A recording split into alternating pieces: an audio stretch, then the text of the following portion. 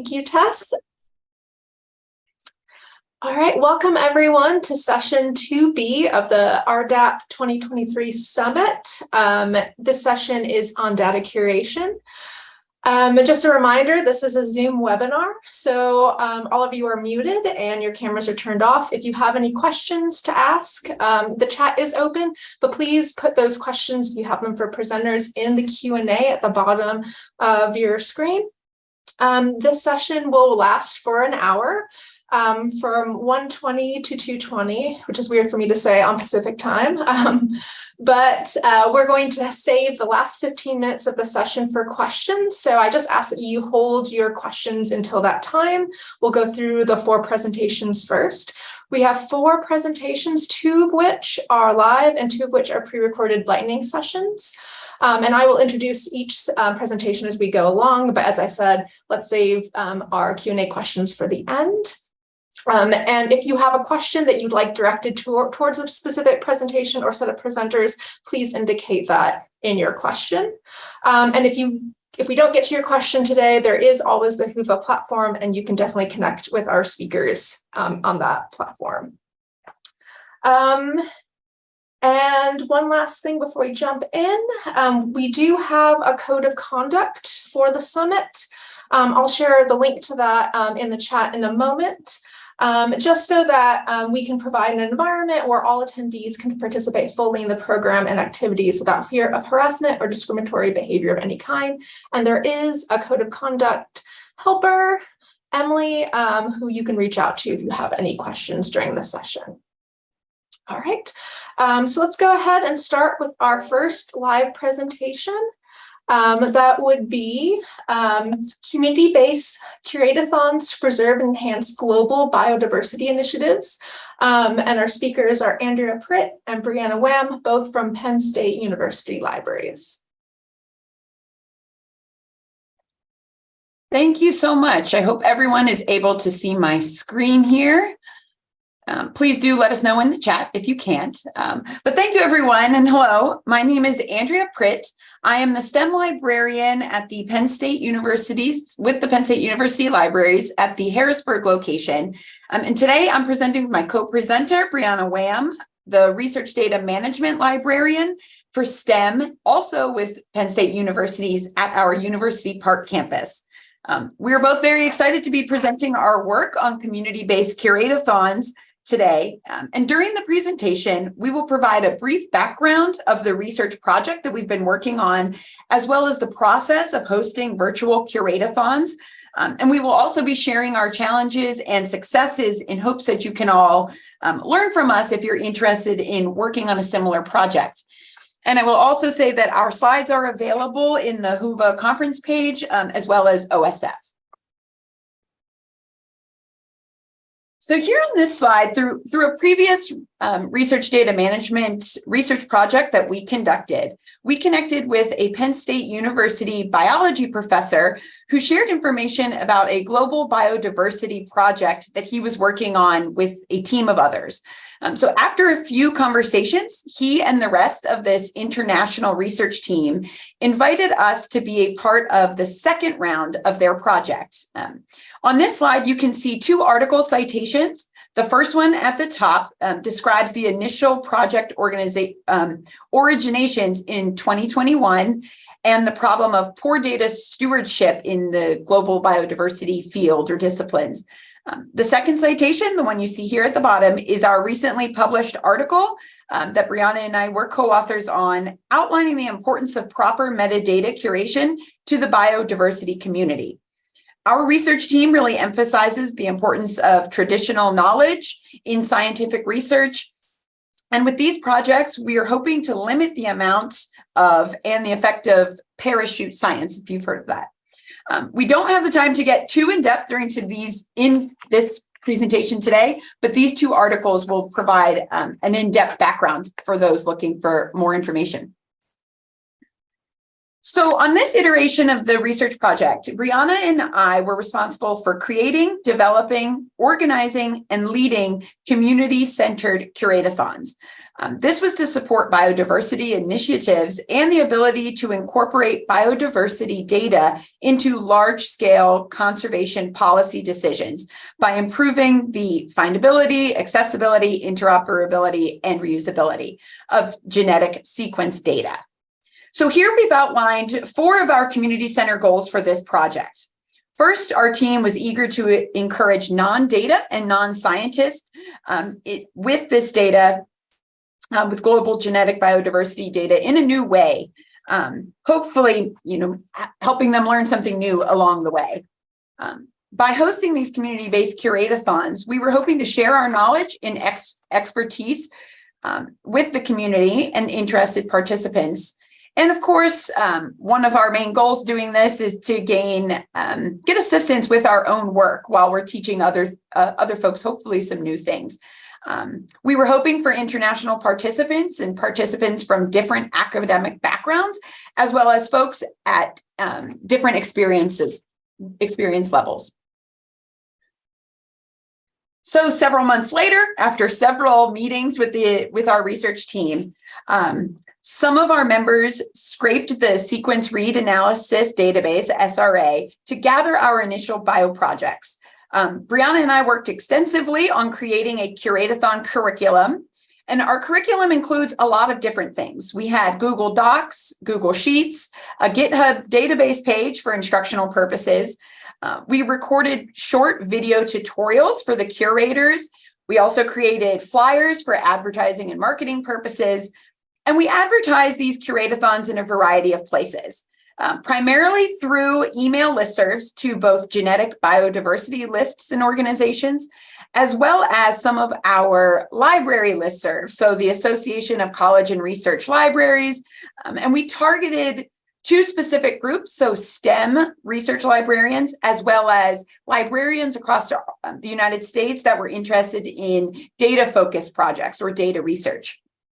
And we shared our flyers at various research institutions of the research members, the team members, as well as a few others that we shared by word of mouth.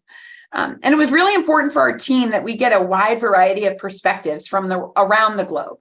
So after several months of discussions and meetings, building our curriculum and tweaking the curriculum, we were finally ready to host our first curate-a-thons. So Brianna and I held a total of 7 curate-a-thons in total, 4 in November of 2022 and 3 additional ones in this past January of 2023. We had anywhere from 10 to 25 participants in our live curate-a-thons and had several folks participate asynchronously due to the time zone that they were joining from and or their availability on the dates that we had hosted these curate-a-thons. Participants included academic librarians and library staff, students, primarily in the sciences at all levels, so undergraduate through doctoral students. And we had bioinformatics professionals, as well as a few seasoned STEM researchers.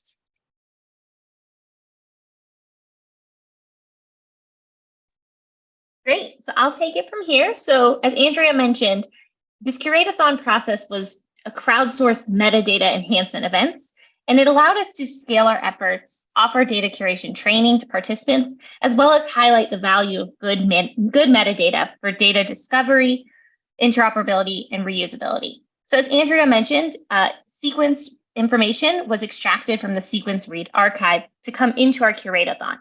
And this is where we were asking participants to search for and link bioproject records, or those records from that sequence read archive, to the associated published articles about those data sets. Using the information in that article, we then were able to determine relevance for this project, which I'll get into more detail on the next few slides, as well as to locate spatial and temporal metadata, if present, that might be missing from those genetic sequence records. Next slide, Andrea. Great. So as you can see here, this is the general curate-a-thon process that we presented to participants in the curate-a-thon.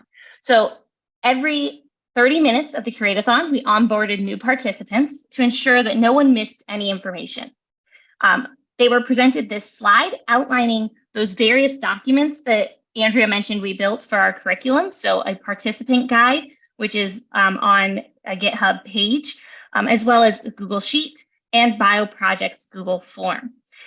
So everyone received each of the links for each of these, as well as a direct message with the link to their specific Google Sheet, assigning them specific BioProjects to curate.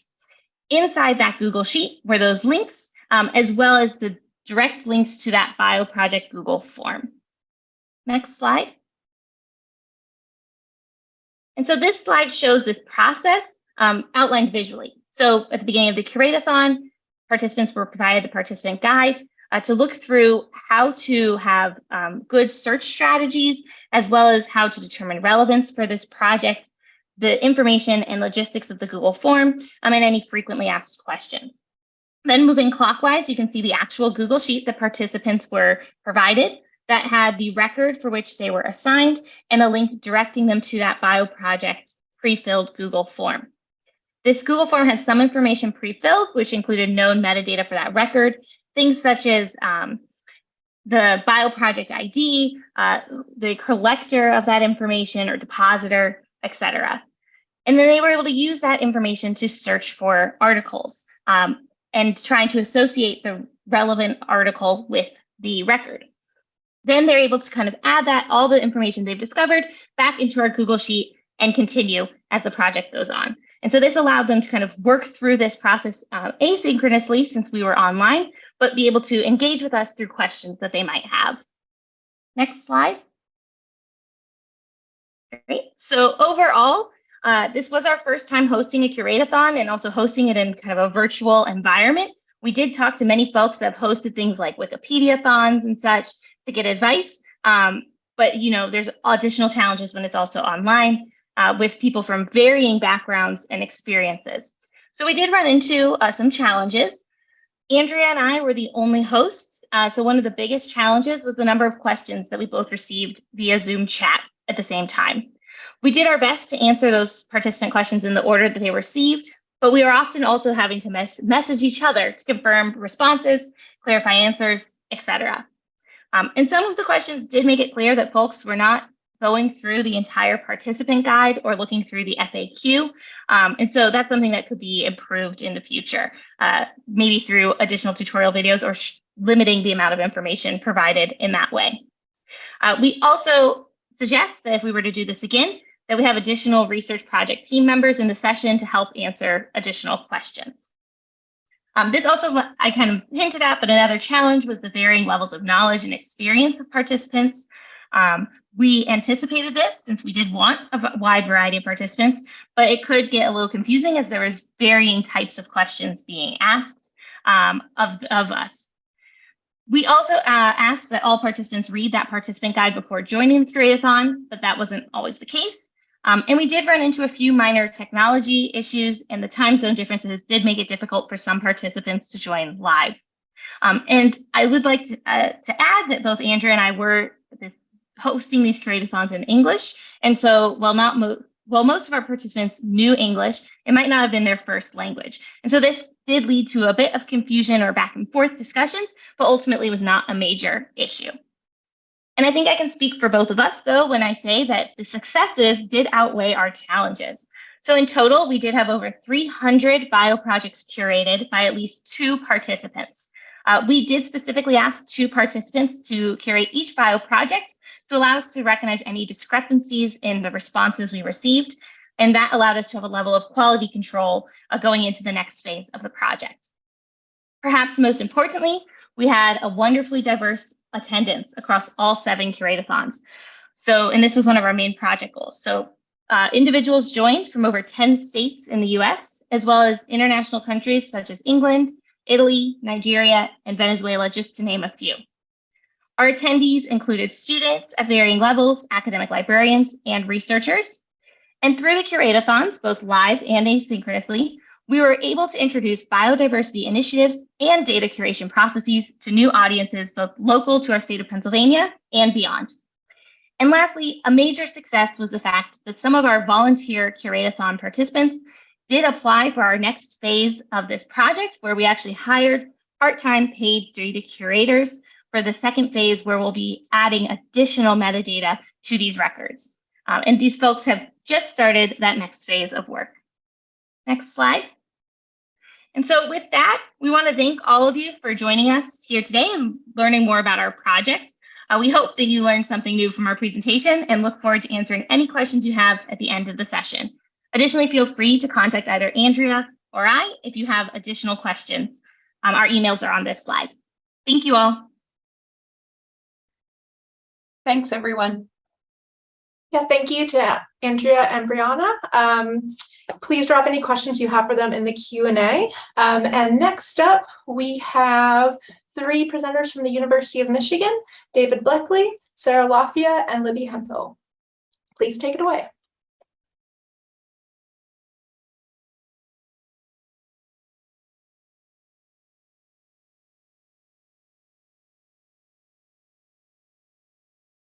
Very much. Hopefully you all can see my screen now. If not, please let me know. I'm David Bleckley, and I'm here on behalf of my team, Sarah Lafia and Libby Hemphill, from the University of Michigan at ICPSR. And today we'll be talking about data transformation work in a changing curation community. First, I want to talk a little bit about project overall. So this is part of the Measuring the Impact of Curatorial Activities project, which is a joint effort at the University of Michigan between our School of Information and ICPSR. And we're very grateful for the funding from the National Science Foundation and the Institute of Museum and Library Sciences. Today, we'll talk about the background of our project, our data and methods, some of our findings, as well as and wrap things up with the discussion. So to give you some background, first we'll talk about data curation. What is it? This whole session's about data curation, so you're probably all pretty familiar with it. But then we'll talk specifically about data transformation and then organizational change and reorganization. So for the purposes of this work, we consider data curation to be the work needed to make a data set fair for use in the long term. And we want to maximize utility and preservation, wanting to adhere to the FAIR principles of findability, accessibility, interoperability, and reusability. At the same time, we want to be good stewards of data, be part of the data and research community. We want to protect participant rights and confidentiality, so we're always trying to minimize disclosure risk. And some of the activities that we think about with data curation are review and planning, data transformation, which we're focusing on today, metadata, documentation, quality checks, etc. So when we are talking about data transformation, we mean the intentional change to a data file's values, formats, or metadata. Some of our previous work shows that this takes up about 30% of professional curators' overall time and effort, looking across multiple years of work. And some of the tasks that are incorporated in data transformation work are formatting, recoding, especially recoding related to disclosure risk remediation, variable labels and value labels, and missing values, just to name a few. And since we're looking at data transformation within the context of a changing community, we want to give a little bit of background about organizational change. First, change is normal. It's part of being in an organization, it's part of being human, and it can either be episodic or continuous. A reorganization is one type of episodic change, kind of happening all at once or happening suddenly, as opposed to gradually and organically. Some of the intentions that folks might approach reorganization with are trying to streamline processes, increase profits if it's a for-profit organization, as well as improving products. And their impact on people within the organization, on the workers themselves, can be widely varied. It can be positive. Sometimes there are pay increases or better training or decreased work overall. It can also be negative. There can be increased work or job loss if there are cutbacks, as well as just changes in the social environment that can lead to stress at work. And then there's also more neutral or situational dependent impacts, like a new supervisor or a new team. So for our data and methods, we're going to talk a little bit about our site, as well as our data source, how we prepared our data, and then the analysis. So we looked at ICPSR as a case study. At ICPSR for years, data curation happened within specific topical archives, where folks would be hired on to curate specific types of data under a specific archive director and manager. And there was, collegiality across archives, but folks didn't get a taste of what it was like to curate data in the different archives. There was an effort to reorganize and consolidate all of the curators into a single curation unit, which then served all of the topical archives. And that transition began in 2017. And for the sake of this, we're saying that it essentially ended in 2020. And that's when the curation unit was really kind of interwoven into the work at ICPSR. Our data source is a collection of SPSS syntax files. So there's an example of one here on the screen, which is just kind of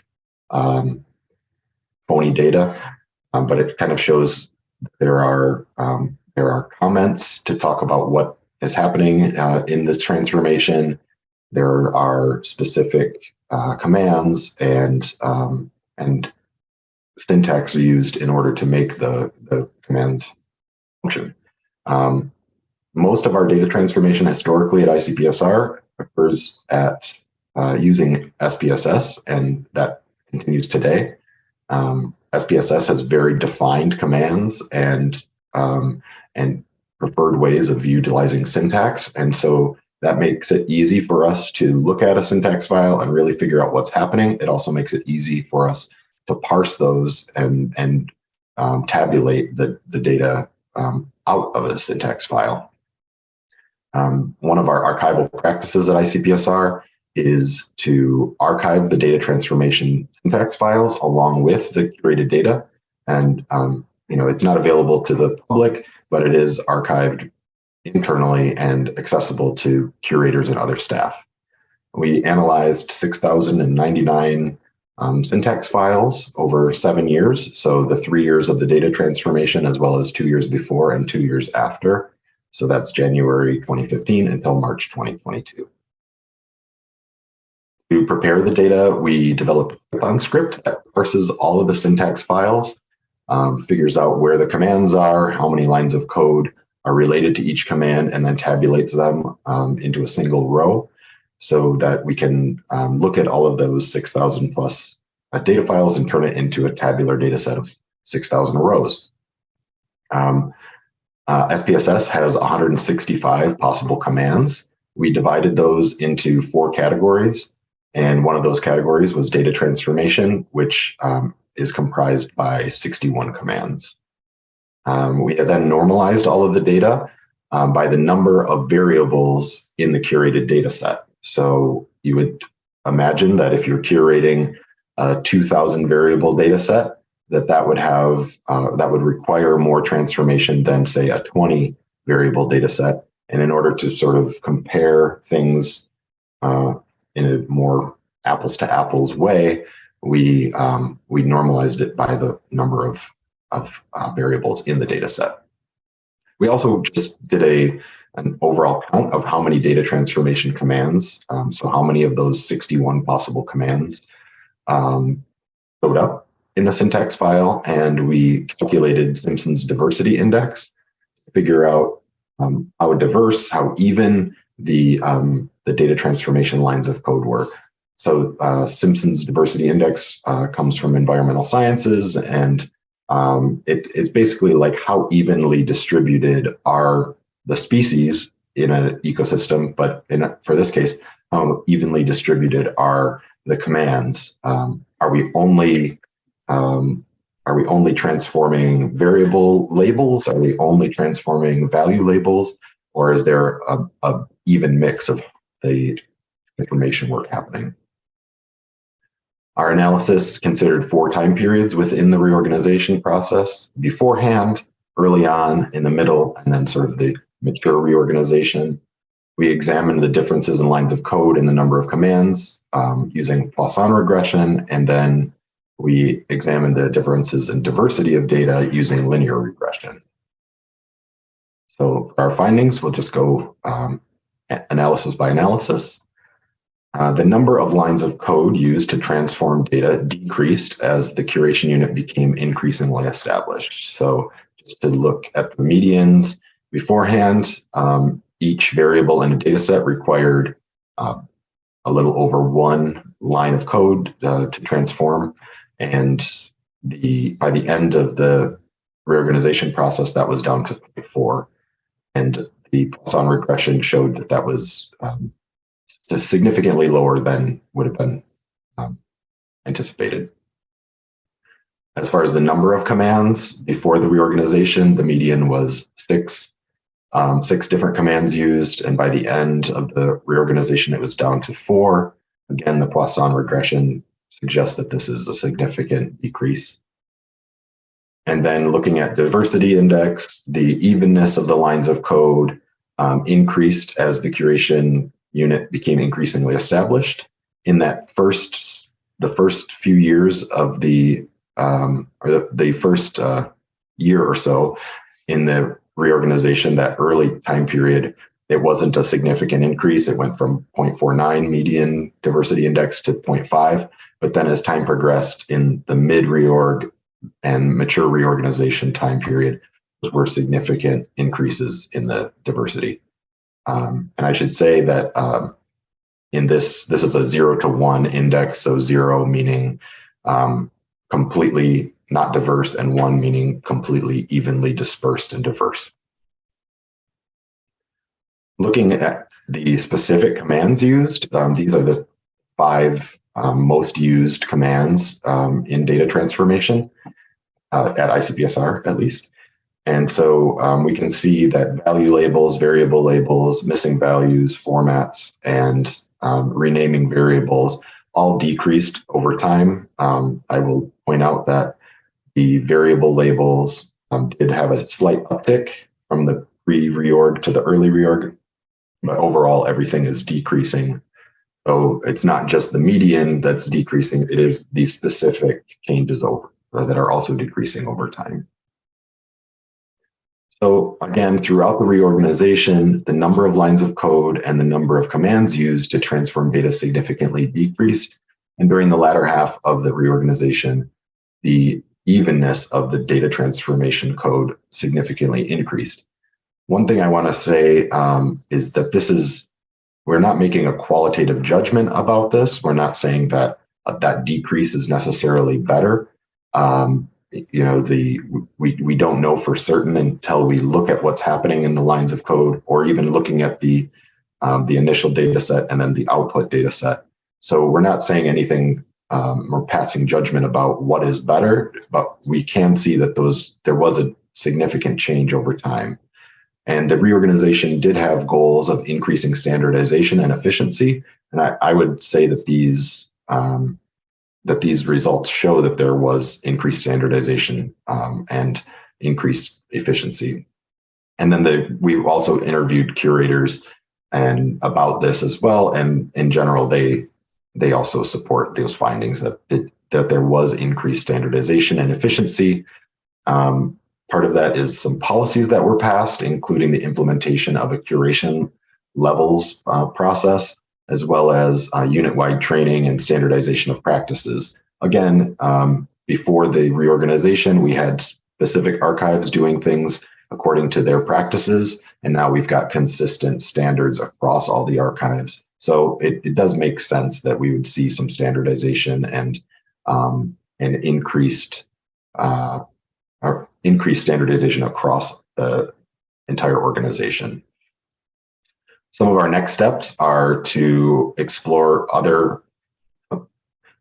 some other independent variables, like the curation levels I mentioned, or some dependent variables, looking at work log times to see what the impact of organizational change has been over these other areas. We also want to look at data transformation as an independent variable to look at its impact on certain outcomes, for instance, data downloads or citations of findings in the literature. We also want to, we've been asked to revisit this analysis in a few years by the curation leadership. They want to see if things continue to change or what their current process is looking like as well. So we want to thank you very much. Please feel free to contact us. The slides have been archived here, and we really look forward to our Q&A. Thank you, David. And I see there's already some questions in the chat for you, or the Q&A, which is excellent. And next up, we have the first of our two pre-recorded lightning rounds, lightning presentations. This one is from Rachel Woodbrook at the University of Michigan with Emily Oxford from Mission Wired. Hello, my name is Rachel Woodbrook. I work at the University of Michigan Library, and today I'm going to give a brief talk about the development of an introductory primer on the topic of curating data for accessibility. The idea for this work began in 2020, after a research project I was working on identified a gap in the literature around data and accessibility, and I was supervising a wonderful student assistant, Emily Oxford, who ended up being the primary author on the primer, who was interested in doing a summer internship. The University of Michigan was also strongly involved in the data curation network, which had built out the idea of data curation primers for various types of data, and so the idea for the project was born. Although accessibility is a commonly used word in the context of data management, it's important to clarify that it has most often been used in a more general sense of data that is findable, to use the FAIR principle framing, and widely available. This includes addressing considerations such as indexing, paywalls, and open formats. However, accessibility that explicitly takes into account the needs of a range of potential users, including those with disabilities or neurodivergence, is most often not included in this approach, and this shortfall points to a need to push the idea of accessibility farther in our work. In addition to the list on the left, this would include data that is compatible with assistive technologies and effective use of designs such as color contrast, font legibility, and alternatives to visual presentations of information. I do also want to highlight some of the reasons I think this has not been explored more thoroughly before. Although Emily found some published work on specific considerations for the intersection of data management and accessibility, there was really very little available. I do think this is changing, and there's a bibliography included at the end of the primer with some useful reading. There's also the issue that many curators and researchers already feel overcapacity. How many data sets do we see or produce that actually follow all best practices? Time, money, and expertise are all constraints. The reality, however, is that change happens over time. The journey is made up of small steps, and we always start from where we are. As data professionals who do researcher education and advocate for best practices, we are particularly well placed to help people realize that things need to change. And finally, the topic is truly complex. Accessibility for web content has been defined and refined over time by many people working together, but data as a category is extremely heterogeneous and has many layers to consider. One of the biggest challenges in creating the primer was structuring it. As I'll show you in a moment, the first and most robust section talks about accessibility in terms of categories of file types, such as plain text, images, etc. But data sets with multiple interacting files, specialized programs, or database files, not to mention platforms and repositories themselves, turned out to be out of scope for this effort. In spite of the challenges, I don't think I have to argue that this is important and necessary work. Accessibility is a spectrum, and many of the practices data curators routinely use and advocate for, such as well-formed data, sufficient documentation, preservable formats, and functional and commented code, are a prerequisite for this type of accessibility as well. After all, we strive for machine readability, and what are assistive technologies if not often machine-based? Emily was able to complete a section on accessibility to add to the R primer in particular, and a draft of the broader introductory primer, which I took over after she left. I'm going to briefly show a preview of this primer, and hopefully by the time of the conference, there will be a live link where you can read and review it in full. So as you can see here, we have the structure of the primer, which is the same for all primers, although it does look different when they're up on GitHub. And a couple of the sections that it starts with are key questions for curation review, and then scrolling down, key tools for curation review. Below this overview section, we have a table of contents, and you can see here that most of the content of the primer has to do with accessibility in terms of particular file types or data types.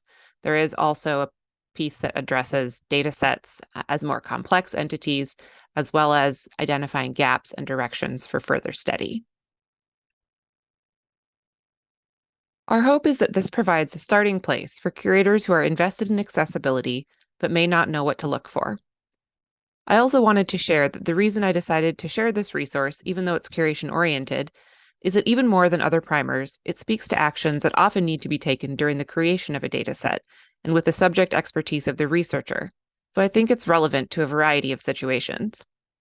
In addition to future updates to the primer, and a hope that folks will build on this by contributing accessibility sections for other primers in the series, the last section of the primer identifies some specific areas where more work is needed. If you have interest and/or expertise and would like to contribute in any capacity, or if you just have feedback on the primer as it stands, I'd love to hear from you. Thank you.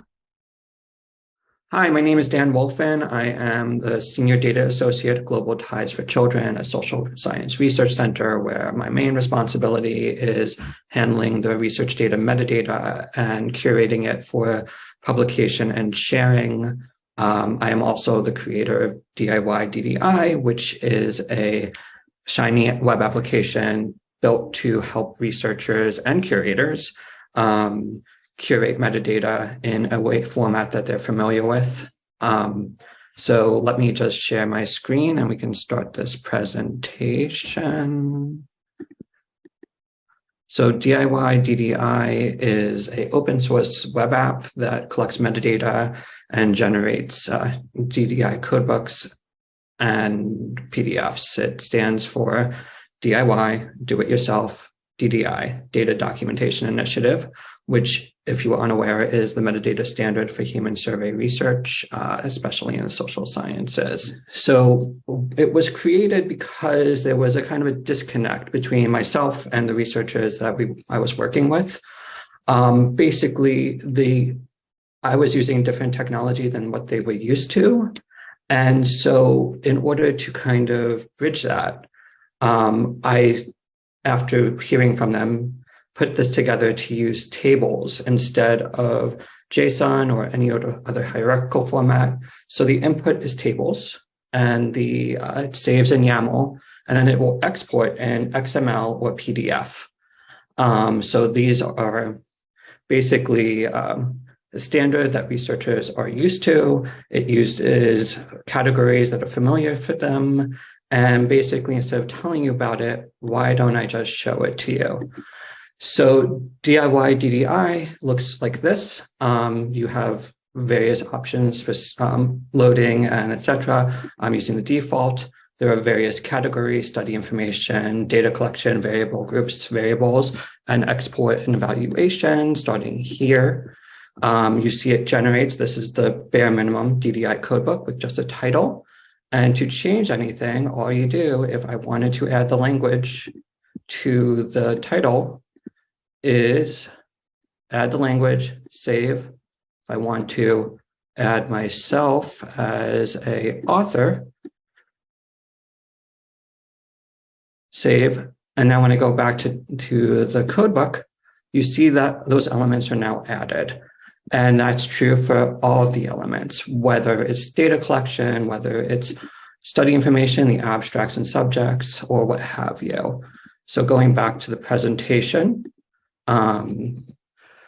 we come to several conclusions of how this has helped so far. First, it's definitely helped with educating researchers on what is needed to curate data and translate what they've already written into some sort of usable metadata. And that way it's been the most useful as an education tool so far. It also has sped up my curating process or curation, because instead of having to type it out and double check, everything is being generated. And it serves as a good foundation to start the project, any project, or it simplifies collaboration because it will allow me to hand it off to the researcher and know that it's being saved in a format that will be easy for me to parse, or that has already been parsed. And finally, thank you for taking the time to listen to this lightning talk. DIY DDI is openly licensed. It can be found at this link, which is github.com NYU Global Ties /RDDI. That has installation instructions. It has base vignettes. Doesn't and if you want to clone it, if you want to fork it, if you want to report any issues you have or do any pull requests, you are more than welcome. And if you have any questions, please feel free to contact me. Thank you. We can go ahead and end here. Like I said earlier, the Whova platform is available to you. So if you want to start a conversation about anything that we've talked about today, go ahead and do that. Look for conversations that are ongoing. Thank you so much for attending this session on data curation. Thank you to all our presenters. And just FYI, so we have a short break until 2:45 p.m. Eastern, and then our opening keynote will begin. So I hope to see you all there. And thank you again for attending.